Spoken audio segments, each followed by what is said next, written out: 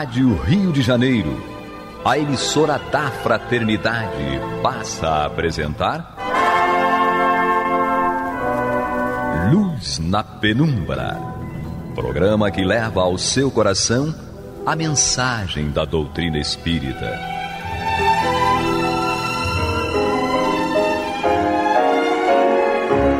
E com vocês, João Nogueira, para estudos de obras póstumas de Allan Kardec. Bem, meus queridos amigos e irmãos, aqui estamos nós, mais uma vez com muita alegria, para levar até vocês o programa Luz na Penumbra, estudo de obras póstumas, como disse nosso irmão Renaud. E nós vamos dar continuidade, né, sem delongas, vamos dar continuidade. Nós estamos estudando o livro Obras Póstumas, estamos no capítulo das manifestações espirituais, ou manifestações dos espíritos, no parágrafo 6º, dos médiuns. E vamos hoje falar, né, a respeito do item 49, médiuns proféticos, e ele diz o seguinte, o Kardec: médiuns proféticos é igualmente uma variedade dos médiuns inspirados. Recebem com a permissão de Deus e com mais precisão do que os médiuns de pressentimentos a revelação das coisas futuras, de interesse geral, que eles recebem o encargo de tornar conhecidas aos homens, para lhes servir de ensinamento. Aqui vem o primeiro ensinamento grandioso que o Kardec nos traz. Esses médiuns proféticos, ou seja, aqueles médiuns que recebem informações antecipadas daquilo que vai ocorrer ainda, eles recebem com a permissão de Deus e com mais precisão do que os médiuns de pressentimentos, porque o pressentimento é aquela coisa de você, estou sentindo alguma coisa, algo vai acontecer, né? Algo está no ar, sei lá, parece que vai acontecer alguma coisa, ou de bom ou de ruim na nossa ótica, né? Agora, uma coisa importantíssima é a revelação das coisas futuras de interesse geral. Isso é que é importante. Bom, mas meus irmãos, eu cometi um pequeno erro aqui não apresentar meu companheiro aqui de bancada hoje, nosso irmão Armando Bento. Tudo bem, Armando? Tudo bem, meus irmãos. Prazer enorme estar aqui aos microfones, né, da Rádio Rio de Janeiro e do programa aí, Luz na Penumbra. Prazer enorme. Aí. Estreando no Luz na Penumbra, né, Armando? Pois é, rapaz. Um batismo de fogo. Pois é. Mas então, Armando, olha só, ele fala que tem que ser, né, o médium profético, aquele que tem uma precisão muito grande do que realmente vai acontecer, e tem que ser com a permissão de Deus e de interesse geral, não é isso? Pois é, o que chama a atenção para a gente aí na colocação do Kardec, junto com os espíritos, essa precisão de Deus, na verdade, esses nossos irmãos, os profetas médios, que sabemos disso, já estavam também, eu costumo chamar de figurinhas marcadas. Sim. Ou seja, já estavam compromissados, né, com a implantação, né, desse trabalho dirigido por Jesus aqui. Então, na verdade, esses médios, com esse aval da divindade, digamos assim, estavam capacitados para isso e compromissados, né, com essa obra. Estão, né? Estão ainda. Até hoje temos aí os médios proféticos. Exatamente. Né? Quando eu falo isso, estavam, eu digo, lá de trás, né? Moisés, né? Todo aquele citado no Velho Testamento, né? Que é a Torá lá para os nossos irmãos judaicos, né? É isso aí. Citados ali. Na verdade, esses nossos irmãos já estavam, assim, compromissados com isso. Além dessa habilidade que vieram como médios, já estavam, digamos assim, lá na consciência já compromissados, né? Por isso que a gente vê alguns profetas do Velho Testamento com aquela severidade ali, colocando ali como um profeta. A gente vê muito isso aí. Esses médios são chamados figurinhas carimbadas da obra. É verdade. E assim como naquela época, os de hoje também são figurinhas carimbadas. Tem, né? Virão muitos outros aí, né, irmão? Sabemos disso, não vai cessar nunca. E com qualidade, né? É isso aí. Nós temos aí cada vez mais, com qualidade mediúnica e moralizados. Agora a gente pode chamar a atenção pelo seguinte: é preciso lembrar daquela advertência do Erasto, é melhor aceitar 10 verdades, aliás, é melhor rejeitar 10 verdades do que aceitar uma só mentira. né? O que acontece? Nós, quando ouvimos como se fosse uma profecia, né? Uma antecipação, uma visão do futuro, nós temos que ter toda a precaução do mundo, né? Nós precisamos ter cautela. Tudo o que nos chega, nós precisamos ter cautela. Nós estamos numa era agora de muita propagação de mensagens, notícias pelo Facebook, pelo WhatsApp, pelo Instagram, pelas redes sociais de uma maneira geral, e até pela mídia, muitas vezes, né? A mídia já institucionalizada, né? Rádio, TV, etc. e tal. Temos que ter muito cuidado. Se nós temos que ter muito cuidado com isso tudo que ocorre no plano físico, por que não termos cuidado com o que vem do plano espiritual, né, Armando? Exatamente, né?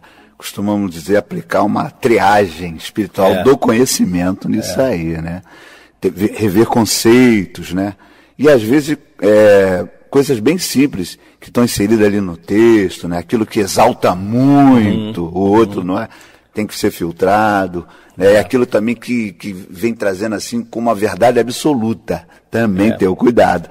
Mas a verdade da coerência, do respeito, né? Do entendimento, da calma, né? Então, tudo isso tem que ser muito bem observado. Vamos continuar o texto aqui, então. Kardec continua dizendo o seguinte: de certo modo, o pressentimento é dado à maioria dos homens. É o que a gente estava falando, né? Exatamente. Nós pressentimos algo, né, às vezes bom, às vezes ruim. Todos são médios. Exatamente. Continua ele: para uso pessoal deles. De certo modo, o pressentimento é dado à maioria dos homens para uso pessoal deles. O dom de profecia, ao contrário, é excepcional e implica a ideia de uma missão na Terra. Olha só, não é qualquer médium que vai profetizar, ou seja, que vai revelar alguma coisa do futuro. Tem que ser um médium que está aqui em missão, né? Exatamente, são chamados missionários, né? Exato. E, inclusive, rapidamente, uma amiga minha me fez a pergunta: vem cá, por que Jesus não interviu com Adolf Hitler como interviu com Paulo de Tarso? Falei, o Paulo já era um vaso seleto. O Paulo já era Paulo com conhecimento antes de vir para cá. Ele já tinha isso aí. E uma coisa importante do que você falou, Armando, nós lembramos da questão 459 do Livro dos Espíritos, que é aquela pergunta: influem os espíritos em nossos pensamentos? A resposta é: muito mais do que imaginais. De ordinário são eles que vos dirigem.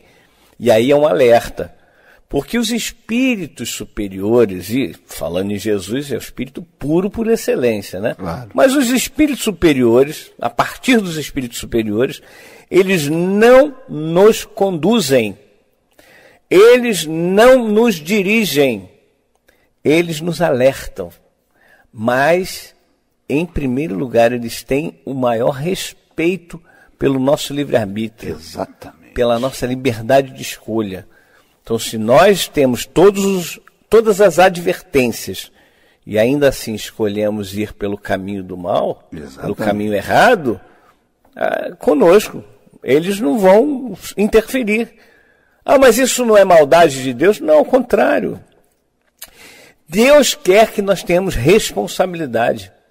Essa responsabilidade é fundamental porque quando nós escolhemos, nós estamos realmente nos responsabilizando por aquilo que vai acontecer no futuro. E esse futuro vai ser a resposta de tudo aquilo que nós escolhermos hoje. Exatamente. Aí vem a máxima, né? A lei divina, julgando o passado, determina o futuro. Mas determina o futuro de que forma? Nas nossas escolhas. As nossas escolhas é que vai gerando esse futuro. É isso aí. O nosso Kardec continua, né?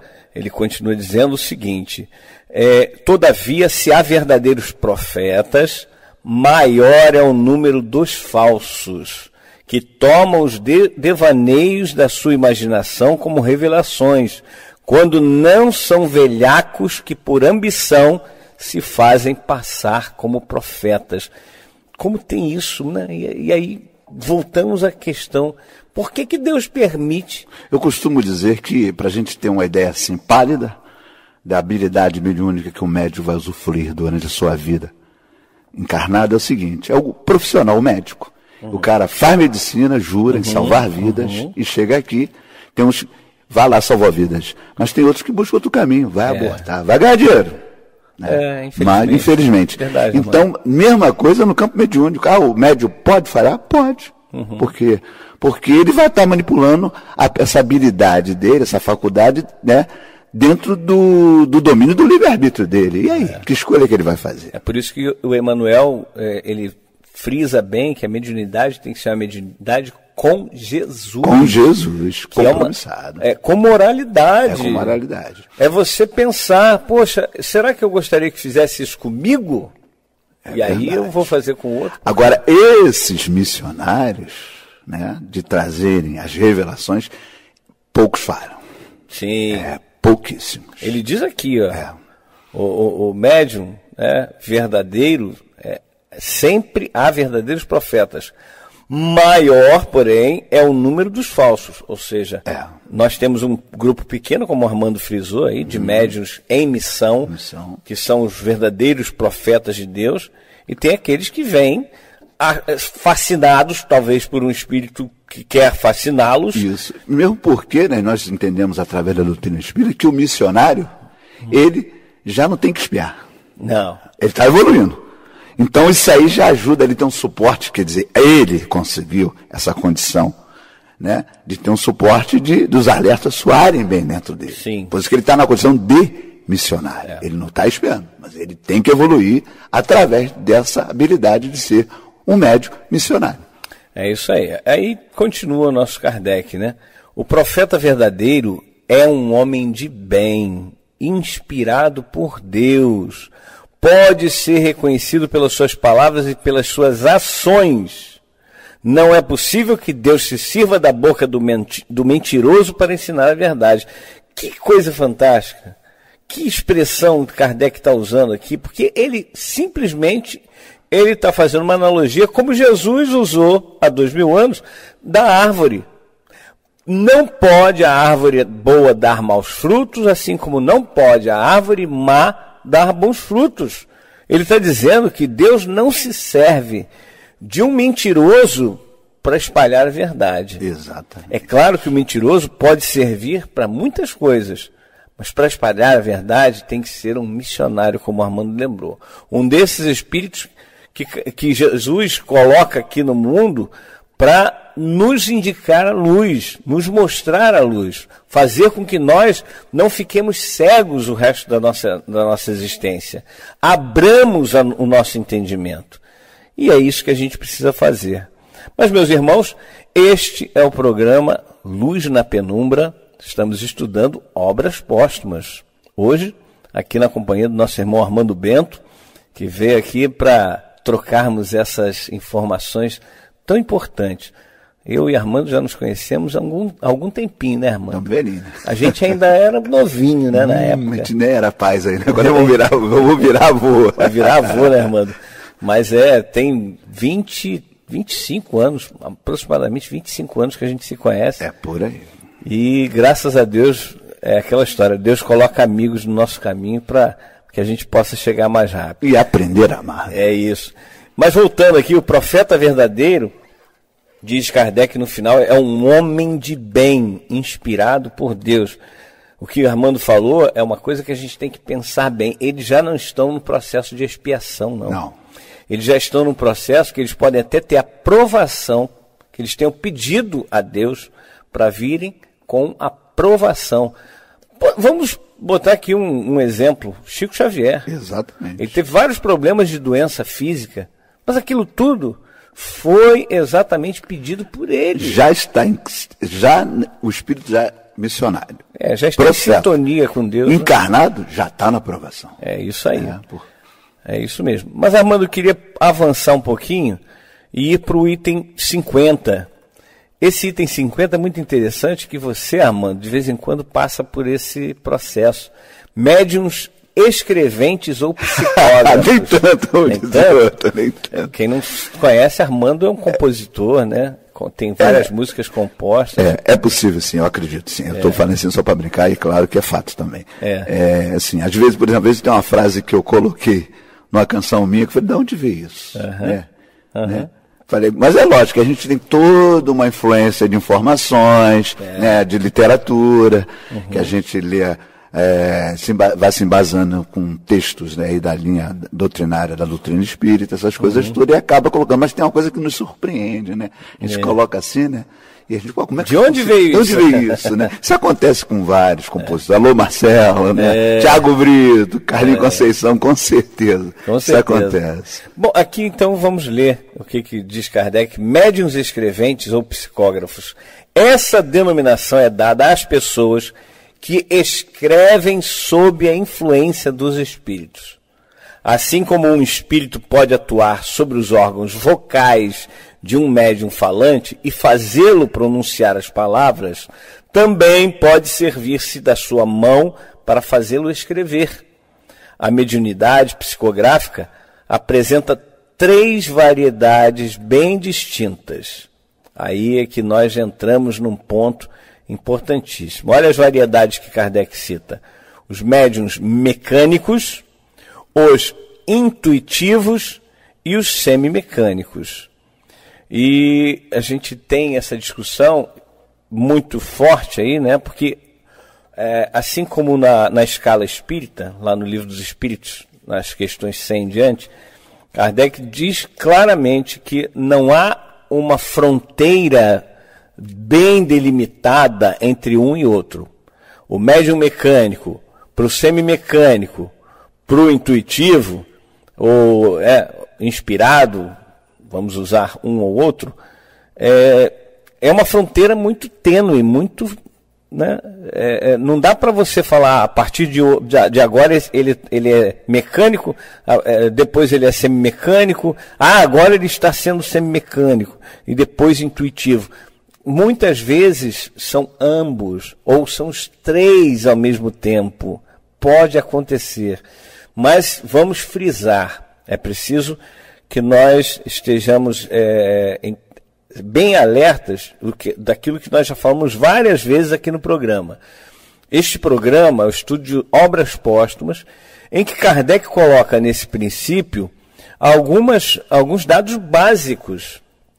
Não são estudos aprofundados da mediunidade. Como disse, o estudo aprofundado da mediunidade se faz no Livro dos Médiuns. Exatamente. É importante nós frisarmos isso. Aqui nós só estamos dando uma pincelada, né? Kardec só está dando uma pincelada, só está nos dizendo o que é, qual é a definição, para a gente poder pelo menos ter o básico. Então vamos ao que ele define como médium mecânico. O espírito lhe atua diretamente sobre a mão, impulsionando-a. O que caracteriza este gênero de mediunidade é a inconsciência absoluta, por parte do médium, do que sua mão escreve. O movimento desta independe da vontade do escrevente, ou seja, do espírito. Movimenta-se sem interrupção, a despeito do médium, independe do médium, enquanto o espírito tem alguma coisa a dizer, e para desde que este último, o espírito comunicante, né, haja concluído. Ou seja, o espírito, ele comunicante, ele é o dono daquela mão por aqueles momentos, né? Ou seja, o espírito é quem ordena. O espírito conduz a mão do médium. Ele começa, ele escreve e termina. Quando Kardec fala da inconsciência absoluta do médium, é que ele não tem consciência do que está sendo transmitido, do que vai ser transmitido. Claro que ele está ciente, ele está alerta, ele está no seu momento de acordado, totalmente senhor de si. Ele tem que estar, inclusive, senhor de si. Mas ele não sabe o que vai ser escrito. Né? Não tem ideia, porque quem tem ideia é o médium comunicante. Né? Aliás, médium não, é o espírito comunicante. Né? Vamos agora ao médium intuitivo. Kardec diz que a transmissão do pensamento serve de intermediário o espírito do médium. Ou seja, o próprio médium, espírito, ele serve de intermediário entre o comunicante, o espírito comunicante, e claro, todos aqueles que vão receber aquela comunicação. O outro espírito, nesse caso, não atua sobre a mão para movê-la, atua sobre a alma, identificando-se com ela e imprimindo-lhe sua vontade e suas ideias. A alma recebe o pensamento do espírito comunicante e transcreve. Nesta situação, o médium escreve voluntariamente e tem consciência do que escreve, embora não grafe seus próprios pensamentos. Torna-se frequentemente difícil distinguir o pensamento do médium do que lhe é sugerido, o que leva muitos médiuns deste gênero a duvidar da sua faculdade. Podem reconhecer seus pensamentos sugeridos pelo fato de não serem nunca pré-concebidos. Eles surgem à proporção que o médium vai escrevendo e, não raro, são opostos à ideia que o médium, previamente concebera. Podem mesmo estar fora dos conhecimentos e da capacidade do médium. Há grande analogia entre a mediunidade intuitiva e a inspiração. A diferença consiste em que a primeira, a intuitiva, se restringe quase sempre a questões de atualidade e pode aplicar-se ao que esteja fora das capacidades intelectuais do médium. Por intuição, pode este último tratar de um assunto que lhe seja completamente estranho. A inspiração se estende por um campo mais vasto e, geralmente, vem em auxílio das capacidades e das preocupações do espírito encarnado. Os traços da mediunidade são, de regra, menos evidentes. É a questão desse médium intuitivo, e a gente coloca aqui o inspirado, porque a diferença é muito sutil, né? O inspirado significa aquele que vem buscar coisas mais adiante. O intuitivo é aquele do momento, né? Esse médium intuitivo, ele muitas vezes se confunde até, né? Esse é o meu pensamento ou é o pensamento do espírito? Muitas vezes acontece comigo, né? Eu tenho essa faculdade mediúnica. E muitas vezes eu estou ali, não sei se sou eu ou se é o espírito. Mas é o que Kardec fala. Se a ideia muitas vezes é até contrária àquilo que eu penso, então ali está o pensamento do espírito comunicante. Exatamente. É um fenômeno que eu também já vivo às vezes. Isso aí. Muito bacana. E aí vem por último, Armando, o seguinte: o médium semimecânico ou semi-intuitivo participa dos outros dois gêneros. No médium puramente mecânico, o movimento da mão independe da sua vontade. No médium intuitivo, o movimento é voluntário e facultativo. O médium semimecânico sente na mão uma impulsão dada malgrado seu, ou seja, sem a vontade dele, mas ao mesmo tempo tem consciência do que escreve, à medida que as palavras se formam. Com o primeiro, o pensamento vem depois do ato de escrever. Com o segundo, precede-o. Com o terceiro, acompanha-o. Ou seja, Kardec está nos mostrando aí que os três tipos de mediunidade, né, no caso do médium escrevente ou psicógrafo, ele pode ser anterior, ou seja, você quando recebe aquele pensamento e passa para o papel, você é um médium intuitivo. Se você recebe o pensamento no mesmo momento em que você está escrevendo, você é um médium semimecânico ou semi-intuitivo. E se você só percebe o pensamento depois que escreve, porque você vai perceber só depois que lê, você é um médium mecânico. Aí está Kardec nos ensinando cada vez mais, né, Armando? Exatamente. É isso aí, meus irmãos. E gostaria de agradecer a todos por acompanhar o estudo de obras póstumas. Recomende aos seus amigos, recomende aos seus chamados inimigos também, é importante, né? Porque aí a gente vai começar a fazer o estreitamento dos laços no laço positivo. Se não tiver ninguém, você fica com o seu maior inimigo. É isso aí. É o que está dentro da sua própria... Nós mesmos, é isso aí, Armando. É isso mesmo. Mas o objetivo desse programa é esclarecer e fazer com que cada um de nós tenha uma noção do que Kardec quis nos passar, quis nos transmitir. e quis fazer com que, ao nos transmitir esses ensinamentos, pudéssemos nós colocar isso em prática no nosso dia a dia. Porque esse é o ponto mais importante.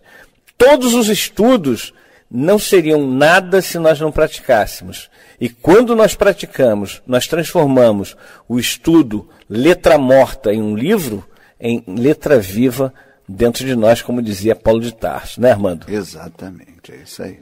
Vamos em frente. Vamos em frente. Bom, meus irmãos, muito obrigado pela audiência. Como disse, compartilhe este programa, fale para os seus amigos, para todas as pessoas que você conhece na sua casa espírita, para que todos possam ouvir os programas Luz na Penumbra, cada um com o seu estudo, livro dos Espíritos, dos Médios, Evangelho segundo o Espiritismo, Revista Espírita, Obras Póstumas, Gênese e etc. Tá ok? Até a próxima, se Deus quiser. Você está ouvindo pela Rádio Rio de Janeiro o programa Luz na Penumbra.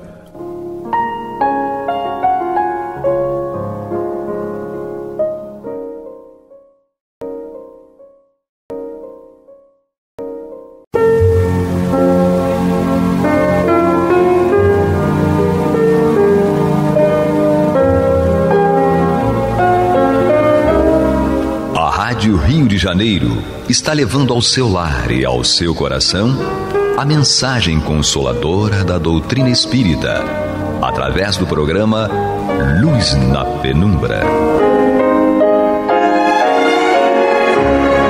E agora com vocês, Marta Batista e Antônio de Pádua Barbosa.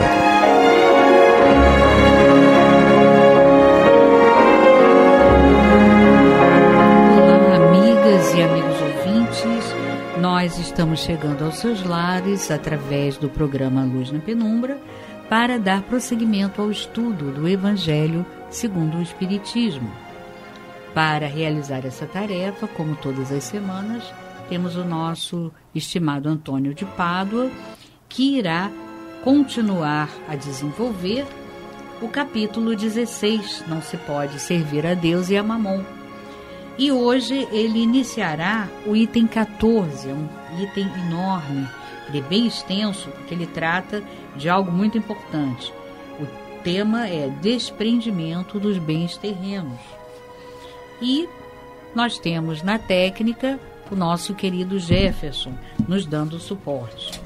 Eu vou pedir ao Antônio que inicie esse item, que é um item extenso, logicamente ele terá que ser dividido, né? Não pode ser estudado todo hoje, e vai nos ensinar a entender melhor como nos desprendermos desses bens terrenos, né?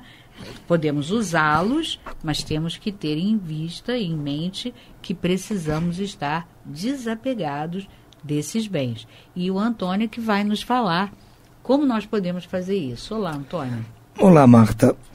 Veja bem, o Lacordaire, que nos traz a mensagem, ele está nos trazendo assim um repto, uma chamada para que nós possamos nos esforçar para nos desprender dos bens terrenos. Agora, por que ele tem que fazer esse repto? Por que ele tem que fazer uma chamada? Porque é difícil para qualquer um se desprender de uma coisa que é boa.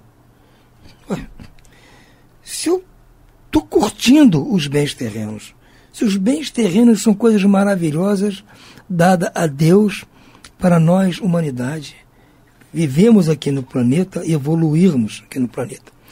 Deus nos mandou evoluirmos moralmente, intelectualmente, num lugar horroroso, num lugar ruim de se viver, com dificuldade. Não, nos mandou para um lugar maravilhoso. As dificuldades que nós encontramos desde o começo, desde a época das cavernas, foi dificuldade para melhorar o nosso conforto. Deus já não nos botou aqui na Terra no começo das coisas, numa caverna, com ar-condicionado. Não é um absurdo. Ele fez com que nós fôssemos usando o nosso trabalho, a nossa inteligência, buscássemos meios de pouco a pouco melhorando o conforto. Hoje ninguém mora na caverna. Nós moramos em casas, apartamentos com ar-condicionado, para viver bem. Então, quem nos proporcionou isso? Os bens terrenos. Então, como é que vai convencer alguém que se desprenda desses bens terrenos? Você tem que mostrar a essa pessoa que há algo melhor que esses bens terrenos. Sim. Melhor que o conforto de uma casa, melhor que o conforto de uma roupa, melhor que o conforto de um meio próprio de transporte, melhor do que o conforto de uma boa mesa. Deve haver algo melhor que isso para chamar a nossa atenção de forma que a gente se desprenda. Bom, eu posso abrir mão dos bens terrenos porque há algo melhor para mim. Essa foi a mensagem do Cristo. Busquem outros bens, não os terrenos. Onde? No reino dos céus. Porque lá os ladrões não vão roubar vossos bens terrenos. A traça e o ferrugem não vão consumir vossos bens terrenos. Porque eles são maravilhosos, mas eles têm um grande problema. Eles são efêmeros. Perecíveis. Eles são objeto da cobiça de outras pessoas que não têm, naquele momento, os bens terrenos. Porque se eu tenho hoje os bens terrenos, alguém que não tem pode ser uma pessoa de má índole e querer tomar de mim os bens terrenos. Então eu vivo sobressaltado para defender os bens terrenos que eu conquistei. Eu tenho que criar uma proteção para esses bens terrenos não se desgastarem. Porque o tempo faz com que eles se desgastem. Então, começa a ver que os bens terrenos têm alguma dificuldade, tem um custo para mantê-los. Então, é como ele diz aqui, no fundo dessa cesta de flores, que são os bens terrenos, não vai ter sempre, às vezes, um réptil? Então, nós temos que cair na real, porque nós hoje, como eu já disse e repito, estamos estudando o Evangelho do Cristo pela óptica do Espiritismo, porque nós fizemos por onde, Marco? Merecemos isso. Que nós já demonstramos no passado que não estávamos mais satisfeitos, confortáveis com as mordomias dos bens terrenos, que elas não preenchiam em nós algo que nós nem sabíamos o que é ainda. Mas vimos que não estava legal. De sofrimento, desespero, angústia, desconfiança, traições, violência, crimes, tudo isso em volta dos bens terrenos. A gente pode pensar, meu Deus do céu, que se eu ficasse numa ilha sozinho com a minha família, em paz e tranquilidade, só tinha um coqueiro, eu tinha que viver tomando água de coco. Mas estava bem, estava feliz, não tinha ninguém de olho nas minhas coisas. E às vezes tem pessoas que pensam isso, quero ir para uma cabana, ficar longe de tudo. Porque a pressão dos bens terrenos da sociedade é complicada. Então nós temos que começar a dar ouvidos ao que essas mensagens nos trazem, mano. O Lacordaire não está nos propondo nenhuma maluquice. Larguem sua fortuna, larguem sua mordomia e agora vocês vão ser uns eremitas, vocês vão viver aí sem roupas boas, andar descalço, vai comer só sobra dos outros, como fez o Buda. Não é isso que ele propõe. Ele está pedindo apenas que a gente preste atenção. Que a gente não dê o valor que dá dano aos bens terrenos. A gente pode continuar usufruindo, como você estudou no último programa. Mas temos que prestar atenção que vai chegar um ponto, eu vou estar bem em termos de bens terrenos, eu vou estar cercado de pessoas que não vão estar bem. E isso já vai começar a me incomodar. Entendeu? Então eu já começava a ouvir o que o Cristo falou, mas será que se eu ajudar essa pessoa que não está bem, ele melhorar um pouquinho, eu vou ficar feliz, porque ele vai ficar feliz, vai fazer a família dele ficar feliz, então indiretamente eu também vou ficar feliz. E é menos um para ficar querendo ficar de olho nas minhas coisas. Então a gente começa a ligar os pontos e dar ouvido a essas propostas. Nós não temos que nos desprender dos bens terrenos, nem passar a ser caridosos, por preguiça, porque nós somos bons moços e de repente resolvemos. Não, é uma questão de prática, de ver que se eu posso viver bem com esta quantia, com esses valores, por que eu preciso ter 3, 4, 5 vezes isso guardado debaixo do colchão? Se as circunstâncias da vida me levarem a isso, eu vou tentar espalhar isso de forma que eu mantenha a minha vida confortável, mas eu proporcione a outras pessoas uma vida talvez não tão confortável como a minha, mas muito melhor da que eles estão vivendo. Sim. E que excite a cabeça deles para que eles busquem mais. Amanhã vão me ajudar, no futuro vão me substituir quando eu não estiver mais aqui. Essa é a ideia que já está começando a se alastrar em alguns países. É a ideia do altruísmo. Largar o egoísmo e ir para o altruísmo. Em alguns lugares na Europa já estão ensinando as crianças na pré-escola, tipo nós chamamos aqui Jardim da Infância e tal, aulas de altruísmo, mostrando que elas não vão ser felizes se tiver alguém ainda infeliz do lado. Sim. Então, essa conversa, o Cristo trouxe para nós, foi a grande mudança que ele propôs. Claro que a gente não entendeu nada daquilo. Como é que eu vou largar a minha cáfila, a minha montura de camelos que eu tenho, minhas roupas de seda, meu ouro, tudo aqui? Não tem como largar isso. Esse Cristo vem falar que eu tenho que largar isso, como o moço rico fez. Eu já compro, já dou por tempo, eu pago lá o dízimo, pago não sei o quê, eu já jejuo, eu faço oração, já faço tudo que manda figurino. Agora, largar aqui minhas coisas, não. Por quê? É muito difícil você se convencer disso. Você sempre acha, poxa, mas eu trabalhei para conquistar, por que esse cara que não trabalhou vai ter direito? Tem que analisar por que ele não trabalhou. Não foi, talvez porque fosse preguiçoso, talvez porque ele não teve oportunidade ou talvez porque ele não teve oportunidade de estudar a circunstância da vida, as provas, as expiações. Não é? Então, nós temos que ter isso na cabeça. Quem está no comando, quem tem o domínio da infraestrutura econômica do país e individualmente o cidadão. Então, você falou, realmente o texto do Lacordaire é longo. Eu não vou ler o texto do Lacordaire. Vou deixar para você começar na segunda-feira e nós vamos dividir lá em quantos programas for necessário. Eu só quero chamar a atenção nossa para que ele não está propondo, não está pedindo de nós nenhum absurdo.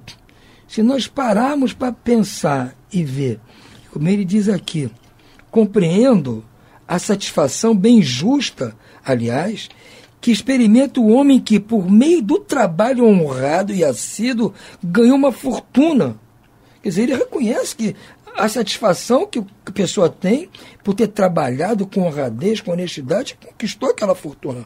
Mas dessa satisfação muito natural, que ele reconhece, e que Deus aprova, Deus aprova a satisfação do dinheiro que você ganhou, né? A satisfação que você tem de ter amealhado aquele dinheiro. Foi com o trabalho. Deus aprova. Há um apego que absorve todos os outros sentimentos e que paralisa os impulsos do coração. Então, aí vai uma grande distância, como ele diz aqui. Nós não podemos levar essa satisfação pelo ganho financeiro do resultado do nosso trabalho por um sentimento que paralisa o nosso coração. Porque essa satisfação não pode embotar o meu coração perto de dificuldade de outras pessoas. Realmente, Deus aprova toda a satisfação que eu tenho com o dinheiro que eu ganhei. Mas eu não posso deixar essa satisfação chegar a um ponto que eu fique cego com as dificuldades de quem está ao meu lado. É isso que precisa ser. E essa transformação, Marta, não vem por decreto. Claro. Não adianta a sociedade nenhuma fazer um decreto. Não funciona. Isso tem que ser de cada um. Não existe sociedade que bote numa lei a partir de hoje todas as pessoas têm que ser boas, todas as pessoas têm que se desprender dos bens.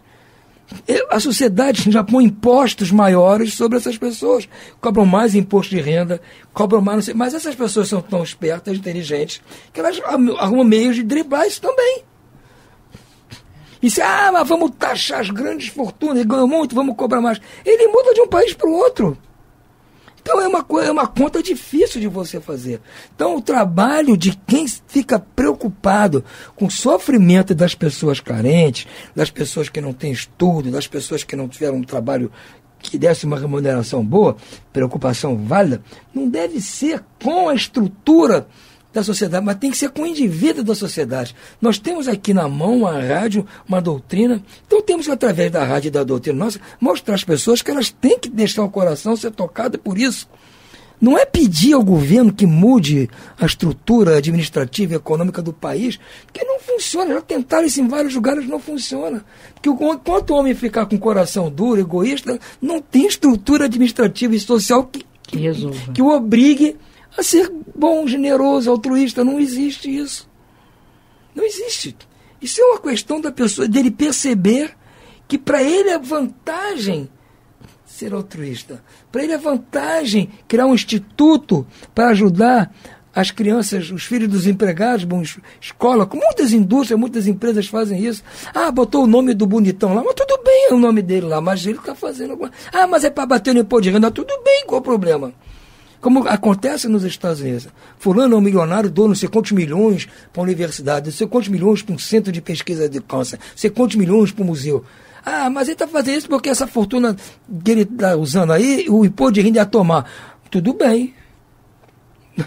Então, tudo bem, ué. Mas é melhor do que ele ir pegar um navio e ir lá para o Monte Carlo e jogar no cassino. Claro. Ia gastar do mesmo jeito. Talvez ele ficasse até mais feliz. Mas não, ele já ficou mais feliz em ver o nome dele no jornal. Tudo bem, a vaidade, e daí? Então nós temos que cativar essas pessoas para isso. E não querer subverter uma ordem que está estabelecida desde a época das cavernas. Que funciona assim a estrutura do mundo. Claro que quando o mundo estiver equilibrado moralmente, nós vamos dar muito mais valor aos bens morais, os bens espirituais, que aos bens terrenos. Isso aqui vai ser para nós uma coisa sem importância. Aí sim, a estrutura econômica não vai ter peso. Não vai precisar. Como diz o John Lennon naquela canção Imagine. Não vai ter religião, não vai ter nada, vai ser tudo uma irmandade. Por quê? Não vai ter ninguém, como você fala, Kardec, uma sociedade, como você diz? Uma sociedade justa, né, regida pelo Cristo, ninguém passa fome. Exatamente, mas não vai passar fome. Não é porque o governo obrigou, não, que as pessoas não vão deixar, não, que isso, ninguém pode do mal passar fome. E isso, nós vamos chegar lá. Mas para chegar lá, precisamos estar convencidos pelo Evangelho, pelo que o Cristo deixou, pelo que Kardec está nos mostrando, pelo Lacordaire está nos dizendo. Nós temos que nos convencer disso e não querer fazer uma revolução para mudar uma estrutura administrativa na doce ilusão que vai mudar o caráter do homem. Não vai mudar. O que muda o caráter do homem é ele estar convencido de que aquilo que ele está fazendo, achando que é bom, não está. Então é o que ele fala aqui. A satisfação pelo dinheiro que você ganha é justa, Deus aprova, tudo bem. Só não pode deixar que isso ultrapasse o limite de fazer seu coração ficar duro. Vai grande distância, tão grande quanto a que separa a prodigalidade excessiva da sorte da avareza. Quer dizer, a gastança demais e a avareza. Isso. Então eu não posso partir para isso. Eu tenho que saber usar esse dinheiro nem gastando demais em besteira e nem guardando no colchão. É o equilíbrio. Eu digo sempre, para fazer o bem, tem que ter inteligência. Tem que saber fazer, saber administrar. Continuar ganhando dinheiro e usando esse dinheiro para praticar o bem. Essa que deve ser a nossa pregação. Para todos entenderem isso. Não é querer subverter a ordem das coisas, da natureza humana. Se fosse para fazer aqui uma mudança drástica dessa, a própria natureza ia fazer isso. Deus ia providenciar que acontecesse. Não, todos eles que tentaram fracassaram. Nunca no mundo a sociedade, quem é pobre hoje, mesmo sendo pobre, é muito mais rico que os pobres na época do Cristo. Sim. Entendeu? O pobre hoje é muito mais rico que era no século XIX. No século XIX, os pobres eram muito mais pobres que são hoje os nossos pobres. Mas as pessoas são pobres hoje, são pobres. Mas ele é muito menos pobre que os pobres do século XIX. Sem dúvida. E quem proporcionou isso? Das pessoas que têm dinheiro, que investiram, pesquisa, progresso, o mundo avançou, tecnologia, indústria, conhecimento, gerou empregos, barateou o custo das coisas. Isso que faz funcionar. Agora, isso tem que ser usado por bem? Tem que ser usado por bem. Aí é uma mudança individual. Nós temos que pregar isso, conclamar as pessoas a refletir, para que se ela tem muito, para o bem dela, ela tem que ajudar. Por que os americanos fazem grandes doações para a polícia? É normal lá, a cidade tem sua polícia. Doações das pessoas ricas. Porque ele quer que a polícia seja boa, porque ele quer que seja protegido. Não é porque ele é bonzinho, não, porque ele pensou, opa, se eu tiver uma polícia eficaz aqui que eu ligo em 5 minutos na minha porta, eu estou sendo protegido. Então ela tem que ter equipamento, tem que ter automóvel, tem que ter tudo isso. Não é porque ele é bonzinho, não, porque ele pensou, opa, eu cedo aqui um dinheirinho para a polícia, vai botar um baita de um sistema. Aqui alguém faz doação para a polícia? Aqui alguém faz doação para o hospital público, para a universidade? Não, aqui destrói a universidade. Vão nas universidades ver como é que estão. Tudo destruído, e gente que estuda de graça. Estuda de graça e destrói a escola. Por isso que nós temos que mudar o nosso pensamento individualmente. Dar valor à nossa sociedade brasileira, valor ao nosso país. É isso que é importante para nós. Você vai ler aqui todo o estudo do Lacordaire, a partir do próximo programa, e você vai ver que é para isso que ele está nos conclamando. Sem dúvida, Antônio, realmente é algo que nós precisamos mudar, né? É um paradigma que precisa ser modificado, né? Então, entender pela lógica e não pela imposição, né? Que nós estamos tentando articular argumentos para mostrar, através da lógica, que não dá mais para você governar, né? E administrar uma sociedade da maneira que se administrava no passado, com autoridade, autoritarismo, na verdade, né? E escravidão, conforme você falou. Não, agora tudo tem que ser compreendido. Então você faz não porque alguém, de forma arbitrária, determinou que você tenha que fazer. Você faz porque você percebe que, agindo daquela maneira, que vai beneficiar a muitos ao teu redor, você será o mais... Você vai mudar porque é melhor para você. Exatamente. Você vai se convencer que é melhor para você ser altruísta. Exatamente. É melhor. Então isso é fundamental, né? E aí passa por esse caminho justamente você entender que não vai ser por decreto que você vai conseguir as grandes mudanças necessárias numa sociedade, né? Então você automaticamente, quando você compreender isso, você está automaticamente distribuindo os teus bens de forma diferente. E claro, e é isso que nós queremos. E é isso que a doutrina preconiza.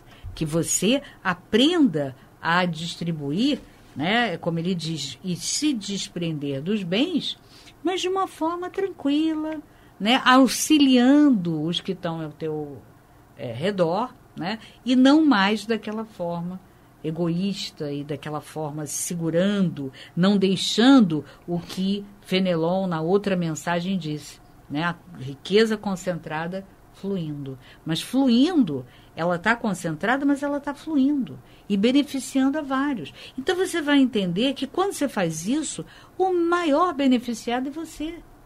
Então você vai passar a ser altruísta. E sendo altruísta, é claro que todos vão se beneficiar. E automaticamente, conforme você age assim, por uma questão de lógica, de compreensão, você vai evoluindo, né? Então, concomitantemente, você evolui. Evolui e se desmaterializa, que é o objetivo. Até que vai chegar um ponto que esse desprendimento dos bens terrenos vai estar, né, o desprendimento vai estar numa categoria natural. Aquilo vai fluir de dentro de você naturalmente. Não será mais um esforço é aquele esforço que você faz. Não, meu Deus, eu tenho que me desprender dos bens. Por enquanto ainda fazemos assim, né, Antônio? Por enquanto é difícil. Por enquanto ainda é difícil. Largar o bem bom? Isso. Que isso? É difícil, Marta. Mas nós estamos sendo convencidos justamente com que esse tem um argumento. bem bom muito melhor. Muito melhor. Quer dizer, além de você descobrir que você vai ser o maior beneficiado ao se desprender dos bens terrenos, ainda existe um bem bom muito melhor, como você falou, que é justamente aquilo que você recebe, né, em retorno em termos espirituais. Quer dizer, você vai ter uma realidade, uma vivência espiritual melhor, equilibrada, agradável, né? Então, o processo de progresso, ele é automático, é inerente. Porque você, agindo assim, você vai fazer merecimento de forma que você não fique mais sobressaltado com medo de ser assaltado ou roubado. Porque você não dá no seu merecimento mais isso. De ter doenças terríveis que consumam tudo o que você ganhou com despesa médica. Isso. Porque você não vai ter merecimento mais para isso. Então, você vai ter uma vida, vai poder usufruir melhor dos bens terrenos. Isso. Você vai dar os bens terrenos, vão vir novos e você vai aproveitar melhor. Justamente porque você vai deixar de ser egoísta e ser altruísta. Exatamente. Claro, sem dúvida. Mas olha, o Jefferson nos sinaliza que o tempo acabou. Então vamos ficando por aqui. Desejamos a todos muito trabalho, como o Antônio falou da outra vez, e muita paz.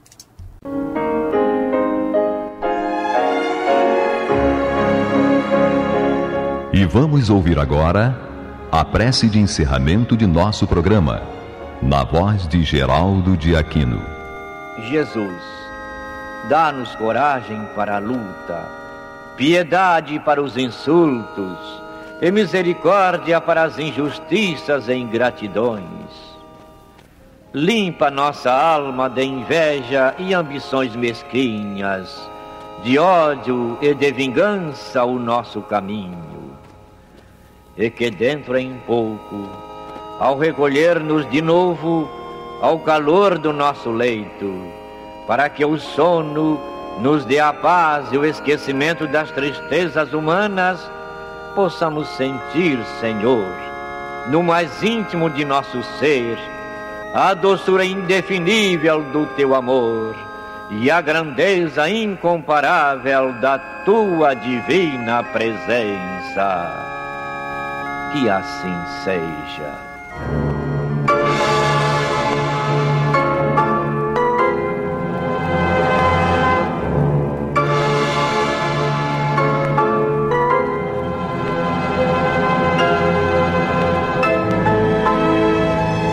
Acabamos de apresentar o programa Luz na Penumbra, que voltará a ser apresentado amanhã às 21 horas nesta emissora.